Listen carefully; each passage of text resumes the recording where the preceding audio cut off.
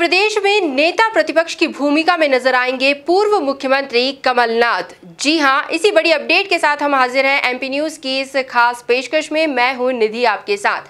तो चर्चा चल रही थी इस बात को लेकर कि आखिरकार सर्वसम्मति से पूर्व मुख्यमंत्री कमलनाथ को नेता प्रतिपक्ष चुन लिया गया है और आगामी विधानसभा सत्र में ये माना जा रहा है कि कांग्रेस के काफी आक्रामक तेवर देखने को मिल सकते हैं। हालांकि चर्चाओं में ये भी है कि हर बार कांग्रेस से कमलनाथ का ही चेहरा सामने क्यों आता है। जब मुख्यमंत्री चुनने की बात थी, जब कांग्रेस सत्ता में थी और मुख्यमंत्री का चुनाव करना था, तब भी कमलनाथ के नाम पर सहमति बनी। उसके बाद कमलनाथ ही प्रदेश के अध्यक्ष चुने गए और अब उन्हें ही नेता प्रतिपक्ष चुना गया है। आखिर पार्टी में एक ही व्यक्ति को सभी जिम्मेदारियां क्यों सौंपी जा रही है? क्योंकि अटकलें कई नामों को लेकर लगाई जाती है, लिस्ट लंबी तैयार होती है, लेकिन जब बात एक मत होने की होती है तो सिर्फ और सिर्फ पूर्व मुख्यमंत्री कमलनाथ का नाम ही सामने आता है। तो इसी को लेकर चर्चा करेंगे, जानेंगे बीजेपी और कांग्रेस की प्रतिक्रिया। सबसे पहले शुरुआत करेंगे हम बीजेपी के साथ, क्योंकि ये जानना जरूरी है कि आगामी विधानसभा सत्र में क्या कुछ देखने को मिल सकता है। जब नेता प्रतिपक्ष की भूमिका में कमलनाथ है तो ऐसे में बीजेपी की क्या प्रतिक्रिया है। बीजेपी की ओर से इस वक्त बीजेपी नेता गोविंद मालू हमारे साथ है। गोविंद जी, स्वागत आपका एमपी न्यूज टीवी पर। तो जैसे कि हम चर्चा कर रहे थे कि नेता प्रतिपक्ष के रूप में कमलनाथ के नाम की घोषणा हुई है, आपकी क्या प्रतिक्रिया होगी इसे लेकर? निधि जी, वजह यह है कि कांग्रेस में कोई संगठन नाम की चीज नहीं है। कांग्रेस में कोई कार्यकर्ता आधारित संगठन नहीं, वंशवादी एक ये प्राइवेट लिमिटेड है और उसमें उन्होंने उस प्राइवेट लिमिटेड का एक फ्रेंचाइजी कमलनाथ जी को दी। तो कमलनाथ जी अपने हिसाब से इसको ऑपरेट करते हैं। उसमें न तो किसी की सलाह ली जाती न राय ली जाती है। जो कमलनाथ कहे वो सही। तो कमलनाथ जी ने इसके लिए जो भी कुछ चुकाया होगा तो वो पूरा भी हुआ नहीं है और इसलिए वो नेता प्रतिपक्ष भी बन जाएंगे, प्रदेश अध्यक्ष भी रहेंगे, सब कुछ रहेंगे, ऑल इन वन।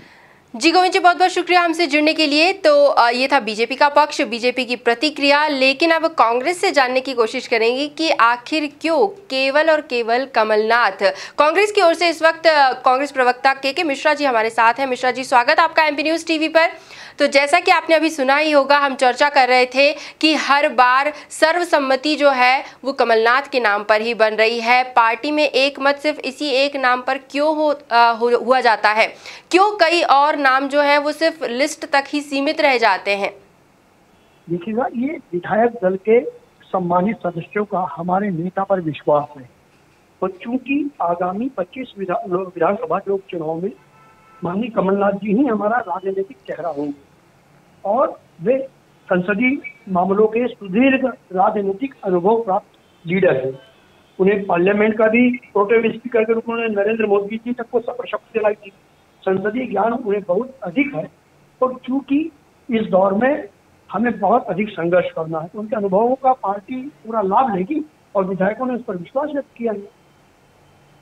जी मिश्रा जी, चर्चाओं में ये भी है कि कांग्रेस में गुटबाजी चरम पर है। जब भी एक मत होने की बात आती है तब किसी भी एक नाम पर सहमति बन पाना काफी मुश्किल हो जाता है। और जहां तक बात है कि नेता प्रतिपक्ष की भूमिका के लिए भी अब कमलनाथ को ही चुना गया है। जब मुख्यमंत्री बनाने की बात थी तब भी उन्हें चुना गया, जब प्रदेश अध्यक्ष की बात हुई तब भी उन्हें चुना गया।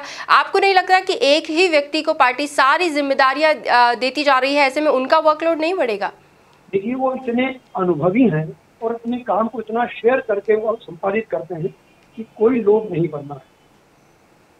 जिस व्यक्ति ने पूरे 7.5 करोड़ जनता का लोग घरा हो, वो व्यक्ति 230 के सदन में क्या अपना कार्यशैली का परिचय नहीं दे सकता? जी मिश्रा जी, बहुत बहुत शुक्रिया हमसे जुड़ने के लिए। तो दर्शकों, देखा आपने कि जब से ये घोषणा हुई है कि नेता प्रतिपक्ष होंगे पूर्व मुख्यमंत्री कमलनाथ, उसके तुरंत बाद से ही प्रतिक्रियाओं का दौर जारी है और अब इस बात को लेकर भी अटकलें लगाई जा रही है कि जो मानसून सत्र है, जो विधानसभा सत्र होने वाला है, 5 दिनों का ये सत्र होगा, लेकिन कांग्रेस इसमें पूरी कोशिश करेगी कि एक आक्रामक अंदाज में खुद को पेश करे।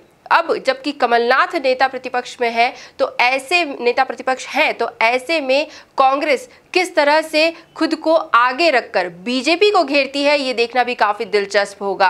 आने वाले समय की भी सारी अपडेट्स हम आप तक जरूर पहुंचाएंगे। फिलहाल इस खास पेशकश में इतना ही। एमपी न्यूज पर अन्य खबरें लगातार जारी है, बने रहिए हमारे साथ, देखते रहिए एमपी न्यूज। धन्यवाद।